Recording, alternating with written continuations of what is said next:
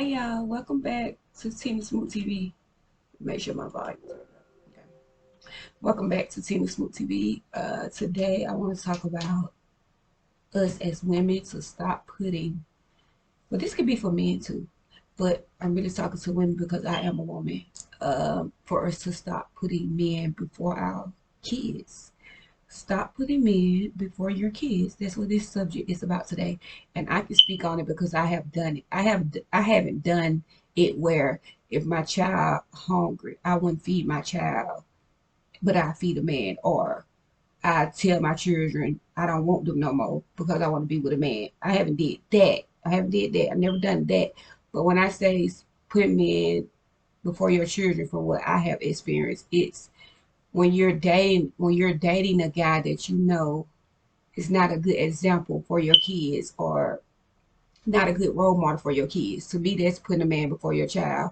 When you date a man that's in the streets, or a gang member, like, that's putting a man before your child, because it's things that he do or have done can come back on him, and it can affect you and your children. And I'm speaking on these things because I have been through these things. Okay, so the first situation, I could say I put a man before my child when I was dating this guy he's dead now. He got killed, but I was dating him, and we had an apartment together. And my oldest was probably like 5, and my youngest was probably like 6 months, because they 5 months apart. So he probably what if he 5, he probably was almost about to be 1, or just 1.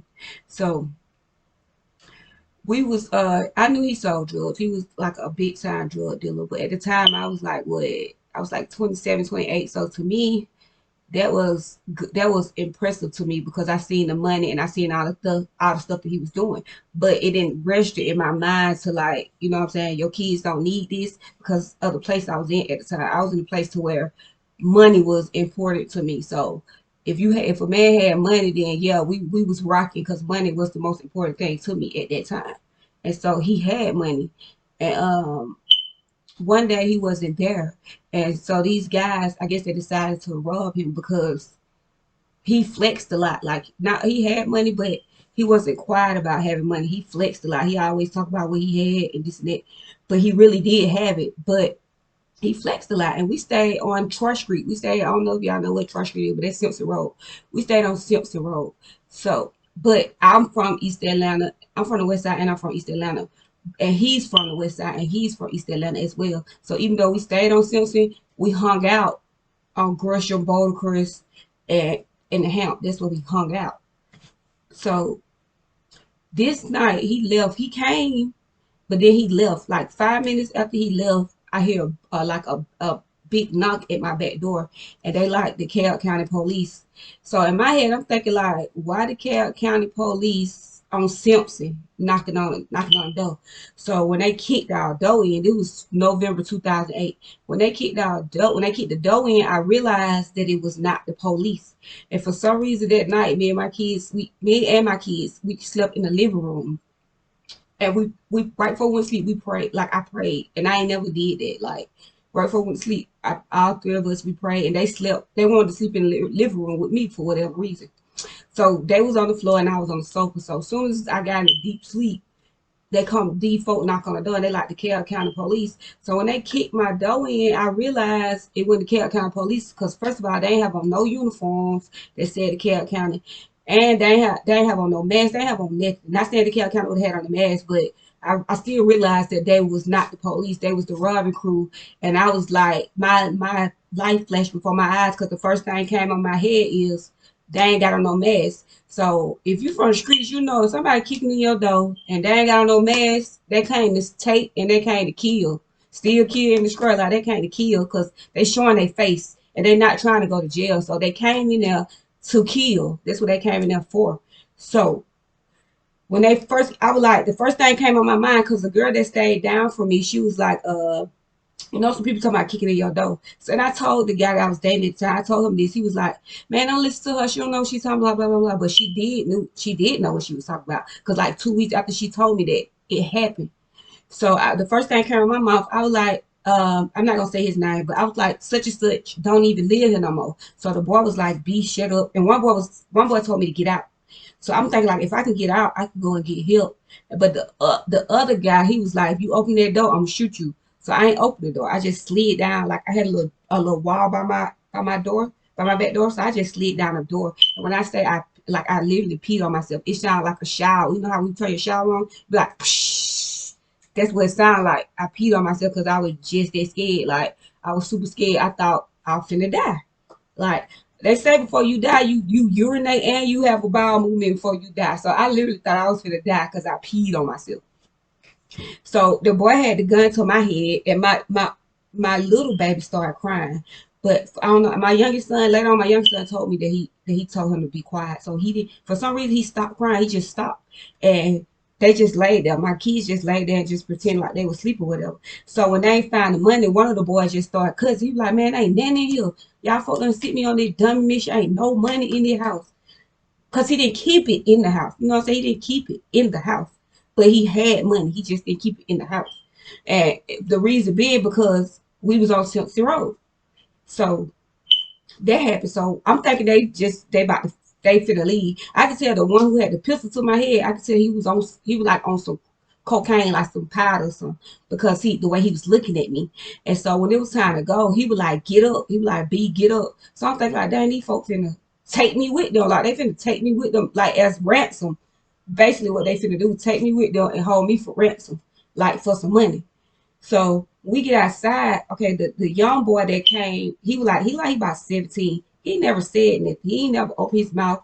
He just was quiet. He had this big old gun, and that gun had like red beams like on it. So he had this big old gun, but he never ever like said anything. So he was standing when they took me outside. He was standing inside my door, and the boy who had the gun in my head was standing like right in front of my steps, and the leader was standing like on the other side of the rail. So when the boy that was standing on still, he had the gun pointed at me, like I could see the red beam in my face. I could feel it. He had the gun pointed at me. He was like, B, you better come on. And I was like, no. I was like, what about my children? So when I got outside, I was like, what about my children? I was like, no, I'm not leaving my children. Like, whatever they gonna do, they finna do it right here. Like, if he gonna shoot me, he finna kill me right here because I'm not leaving my children in there by themselves. So I was like, what about my children? So the leader, he looked up. I promise y'all, like, this man looked up to the sky.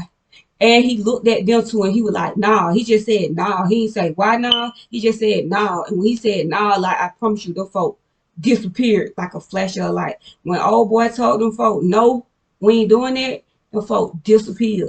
Only person I believe the young boy stayed on Simpson because he walked slow. The other two boys had to be from Decatur because they said the Kell County police. But the younger boy, he walked slow, like he wasn't really walking fast. So I'm assuming he lived somewhere around there. And reporting them to the police, I mean I called police that night, but like when the police was trying to get me to come in, I was like, nah, because at that time I was just thankful that them folk didn't kill me because they could have killed me, you know what I'm saying? So I'm really thankful that them people didn't kill me. So I say about a year or two later, I actually seen these same people on the news in jail. Like they was in court for the same thing they did to me. They was in jail for it. Like I remember the young boy tattoo under his eye.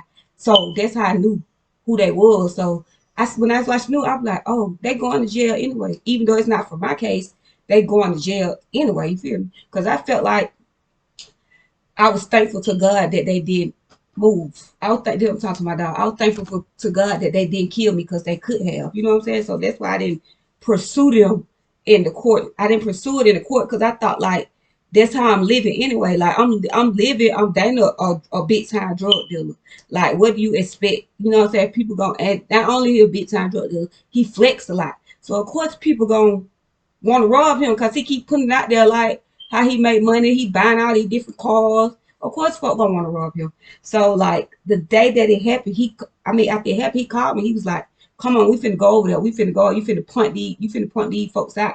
And I was so scared. I'm like, I'm not going back over there. Like I moved out of the apartment the same night. But truth be told, he told me not to get the apartment. He was like, "You already know what I do." He was like, "We don't need to stay over here." But my wretched mind, when I was younger, I just loved the hood. Like in my young day, like I loved living in the hood because that was just my wretched mindset. Like I loved the projects. Like I did not want to move away from the hood when I was younger. You know what I'm saying? That was just my mentality. But he did tell me like not to move over there. He like, we don't need to stay over here. You already know what I do. Like this not what we need to live. You feel me? But me being young and dumb, I still got an apartment anyway. And him being my boyfriend, he just went along with it. You know, he like, whatever, like, do what you want, we're gonna stay right here then. And he just rolled with it. But what I can say, he was a good dude. R.I.P. to him. I'm so sorry he lost his life. And he lost his life like in the same situation that me and him was in. And I believe if he would have been there that night, like we would have got killed. Cause he know, I'm pretty sure he know these folk personally. You know what I'm saying? It's just God that he left like 5 minutes before these folk kicked my door in because he know them people. And it seemed like to me they waited on him to leave because 5 minutes after he left, that's when they kicked my door in. So I'm feeling like maybe they was parked up the street or something and waiting on him to pull out. And when he pulled out, they pulled in. Like I guess they thought he dropped the money off, but no, we ain't never keep no money there. We ain't never keep no money there. So that situation happened. That's one situation where I put a man before my kids because I knew that that man was in the streets and what he do in the streets can come back and hunt him. And if I'm in the relationship with him, it can come back on me too and my kids, which it did. So that's the first situation, but it ain't the only situation. I got another situation when I was dating this gang member, which he, you know what I'm saying, I still got love for him. That's my friend. Like I don't judge nobody for what they do, but for us being together, we couldn't be together because of his lifestyle. You know what I'm saying? But it's still my partner. I still pray for him and everything. But while I was in the relationship with him, I knew I shouldn't have been in a relationship with him. But he was I don't know. I just used to be attracted to super bad guys. I ain't talking about no little bad guys. I ain't talking about no semi bad guys. I'm talking about for real bad guys. I used to be attracted to for real killers, murderers. Like I used to be attracted to those type of guys. Like growing up, it was just something about it, and I believe I got that from my daddy because that's what my dad. He a preacher now, but that's how my daddy was. My daddy was. Okay, my dad's side of the family. That's how they are. You know what I'm saying? But everybody done grew up and everybody changed. Ain't nobody trying to live like that no more. You know what I'm saying? Because don't know that come from it. Three of my aunties done died. You know, one of my uncles dead. Like don't that really come from that lifestyle. So I think my daddy's side of the family and me myself, we done learned from our mistakes and realized that that lifestyle is like not what we want to do. So then my dad a preacher, you know what I'm saying? He done turned his life all the way around. So with that being said, with the gang leader, like he's supposed to we in the house. I stayed in the Hemp at this time. I told y'all I liked the project. So at this time I lived in the Hemp. At this time I had got approved for my apartment in the Hemp. So I moved to the Hemp. So I'm living in the Hemp whatever we live. He moved my stuff in. Like we in there together. We live together or whatever. So he went out. He supposed to went out one night to just get some grease because I was gonna fry some fish. And I used to drink a lot. Like I used to be like a straight alcoholic because I worked at Pinups as a waitress. So that's when I started drinking a lot because the atmosphere I was in, like when them men come in there, them men buy you drinks. Like you ain't gotta worry about no drink if you pop pills, which I did. You ain't have to worry about no pills. If you pop Molly, which I did, you ain't have to worry about no Molly. So I had my liquor, I had my pills, I had my Molly. Like I used to be in there geeked out my mind. So that's why I started drinking a lot. So when we stayed in the Hemp, and come to think about it, he used to buy me the bottle of alcohol. He used to give it to me to drink because he know I ain't gonna do nothing but drink and then I'm gonna go to sleep. And I feel like that what he want because I drink, go to sleep. He get my keys to my car and he be gone. You know what I'm saying? So this night, this night, he supposed to bought some cookie grease back. He like, I'm gonna go to the store, which he really meant to go to the store and get some cookie grease and come back, and he was gonna stay in the house. He really meant to do that. So I ended up falling asleep, and my phone runs. So I wake up, and it's my mom like, Tina. I'm like, yeah. She like, your car on the news. I said, my car ain't on the news. And then I looked at what time it was. It was like 4 something in the morning. I was like, dang, he ain't even here. Like I said, I don't say names. I don't say no names on here. You know what I'm saying? I'm just telling y'all my situation. But I don't say nobody name. But I'm like, my car, my mom said, your car on the news. I said, my car on the news? She was like, yeah, she was like, turn your TV on. And I'm looking at the time, I'm like, oh, it's almost 5 o'clock in the morning and he ain't even here. So when I turn the news on, I had a little sticker on my car that I had got from somewhere. So I see my car is on Grocery Road, like down in a ditch. It's down in a ditch. And it say, I don't think say one killed, one hurt, and one gone. So I guess the one that was gone is the one that is the person that I was dating. He got away at that time. He had got away. So later on that day, I had got a phone call from a detective, and I was like, but he said, I reported my car stolen because I really didn't know what had happened at that time. So I reported my car stolen. So when I reported my car stolen, the police called and he was like, you reported your car stolen? I was like, yes. I gave him the number that I reported my car stolen. And that this time I still haven't talked to my boyfriend at this time. I don't know where his phone going straight to voicemail. I don't know where Shawty is. Shawty's somewhere. I don't know. But after that, the phone hung up on the police. And when the phone hung up, I called back. And the police said homicide. When the police said homicide, my heart dropped in my stomach. I was like, oh my God, homicide. I'm like, why would homicide be calling me if I reported my car stolen? Like, why is homicide calling my phone? So they started asking me questions, talking crazy. So first thing I told them folks, no, like, I need a lawyer. If y'all gonna ask me all these questions, I need a lawyer. So they killed all the questioning. They ain't asked me nothing else. And I had ended up going to get me a rental car that same day. I ended up going to get me a rental car. And so long story short, like with that situation, I put a man before my son because somebody ended up getting killed in my car. You know what I'm saying? He ended up going to jail for it. I ended up having to get all his money, which I could say he had some real friends in the beginning because they paid for his lawyer, like whatever he needed, they did for him. So he had some real friends in the beginning. You know what I'm saying? When everything first went down, I wouldn't say I don't know if they were friends or they were just super scared of him when everything first went down. Either they were here for real homeboy or they were scared if they didn't help him, what would happen because he had that much pull. I'm talking about I used to be able to go to a club. I used to call him and be like, hey, I'm going. Well, he had a cell phone at the time in jail. So I used to be like, hey, I'm going to such and such. And when I go to such and such, like he'll have some people there, like literally like bodyguards. They ain't never really said that to me, but I knew who they were. They knew who I was. Because the way they was like around me, they was like they were like up on me, but they were close enough. Like if anything was to happen, anything was to jump off, like they had my back for real. You know what I'm saying? They had my back for real. And wherever I stayed, like even when I stayed in him, his homeboy them come out there and check on me, see how I'm doing, like made sure that happen. I can't say that. Like he would have killed for me. Like he would kill for me. He still will. But I feel like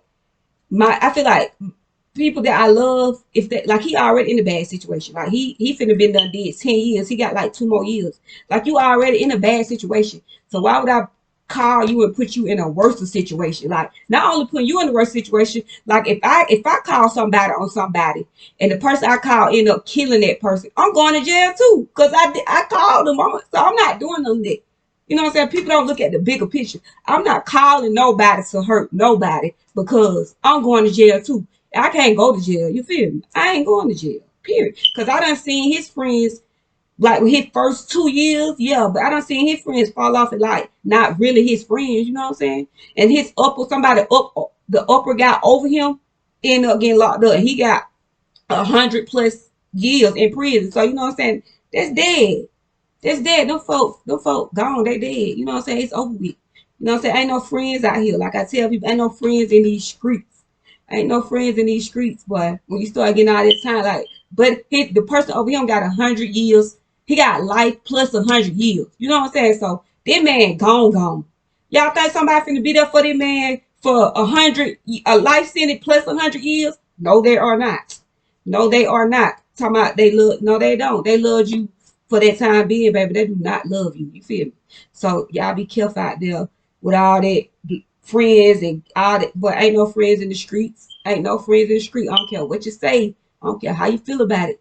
Like the lifestyle. That's why I feel like I didn't really have good friends, and that's why I feel like I gotta start my friendship list all the way over again because ain't no friends in them streets. And the lifestyle I was living, that gravitated people to me. You know what I'm saying? Because I ain't never messed with a man that didn't have no money. Like when I was in my younger days. Like now I don't care about money because money is just paper. You feel me? Money is paper. Like it can't buy you happiness. You feel me? And like if you get the wrong type of money, it can be used for evil.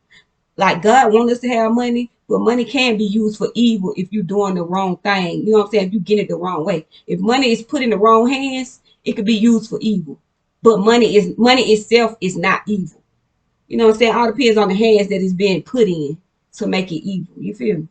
But yeah, that's why I titled this "Don't Put Men Before Your Children." You feel me? Because in the last situation, like I could have went to prison, like even though I didn't have nothing to do with it, I didn't know nothing.